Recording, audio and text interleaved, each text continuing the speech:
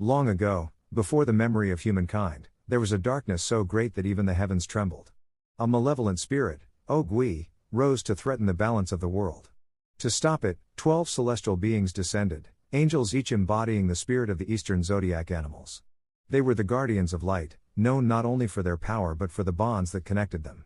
In a desperate battle, they managed to seal Ogui away, locking him deep within a prison of divine energy. But that victory came with a heavy cost. 4 of their own fell in the struggle, sacrificing themselves so the others could live on and preserve the fragile peace of humanity. After the battle, the surviving angels withdrew from the heavens, choosing to live hidden among mortals.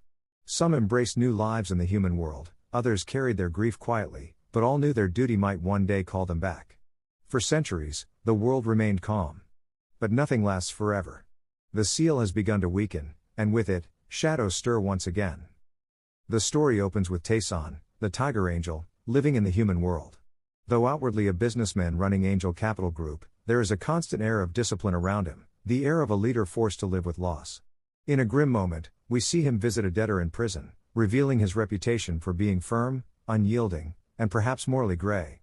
Tayson is neither fully angel nor fully human now. He is someone trying to keep order in a world that doesn't know how fragile its peace truly is. Scattered across the city are the others, Bang Wool with her mysterious serpent-like aura, Dweedole carrying the mischievous energy of the rat, Doni with ties to the pig, and Mal Suk, each one leading an ordinary existence, yet still carrying a faint echo of the power they once wielded. To mortals, they are unremarkable. To each other, they are fragments of a broken family. Then, there is Mir, the dragon angel. Once radiant, now bound by the heavy chains of a sealed power, she lives isolated, her eyes clouded with the weight of the past. Her connection with Tayson is complicated. They share a history, one filled with both closeness and unspoken wounds, but now distance lies between them. Her dreams are troubled, flashes of a great evil, whispers of Ogui pressing against the prison that barely contains him. She knows what it means. The seal is failing. Signs begin to spread across the city. Unnatural occurrences disturb the balance, a ripple in the sky, shadows moving where they should not, humans caught in unexplained fear. To the unknowing, they are coincidences. To the angels, they are warnings. Something ancient and terrible is waking.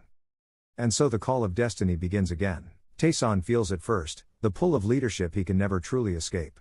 Others sense it too, a familiar pressure in the air, the undeniable signal that their quiet lives are over. The premiere closes with Ogui's presence stirring faintly in the dark. The age of hiding has ended. As the second chapter unfolds, the angels struggle with what it means to return. They have lived as humans for so long, carrying the guilt of those 4 who never returned from the last war. To rise again means risking another sacrifice. Tayson faces the question most directly. He has carried the burden of leadership before, and he has paid for it in blood. Does he dare lead again? Around him, the group hesitates. Some wish to remain hidden, others burn with old loyalty, but none can deny that evil is stirring. Mir becomes the emotional center of this conflict. With her power sealed, she is a shadow of what she once was. Every vision she sees of Ogui's return is a reminder of her helplessness. She cannot protect those around her, and she cannot stand beside Tayson as she once did. Their strained relationship worsens. What lies between them is unresolved, and the coming war forces those wounds to reopen. The world itself shows signs of decay. Strange phenomena shake human lives. A storm without clouds, a fire without spark, an outbreak of fear where none should exist.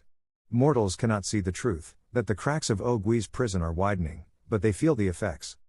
Among the angels, disagreements grow. Some argue that humanity does not deserve their sacrifice again. Others believe their duty is eternal. The group begins to fracture before it can even reunite. Tayson, as Tiger, tries to steady them, but the weight is heavy, his authority is questioned, and his silence about past choices only breeds resentment. Meanwhile, Ogui's shadow lengthens. The malevolence creeps subtly, corrupting small corners of the city.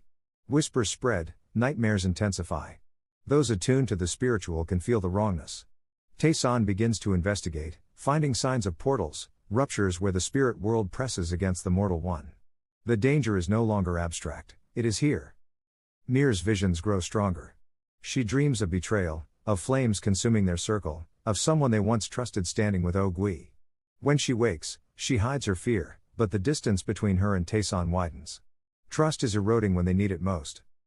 By the time we reach the midpoint of the 3rd episode, the seal is cracking. Minor spirits break free, sowing chaos in the human world. Ordinary citizens begin to suffer injuries and loss, victims of accidents that are not accidents at all. For the first time in years, the angels reveal their powers. Tayson unleashes the tiger's ferocity, Bang Wolf strikes with serpent speed, Doni reveals unexpected strength. These glimpses remind the audience, and the characters themselves, of what they once were. But their unity is fragile. Some hesitate, remembering the fallen. Others lash out recklessly, driven by fear. Tayson begins seeking out those who have stayed away longest, urging them back to the cause. His words are firm but heavy, as though every command pulls at an old scar. In the background, Gui's malice sharpens. He is no longer simply testing the seal, he is actively reaching into the mortal world. Whispers speak of humans hearing voices, of shadows acting against their owners. The angels realize what they feared, the seal is almost gone. The first true battle erupts. A surge of spirits floods the city, endangering lives.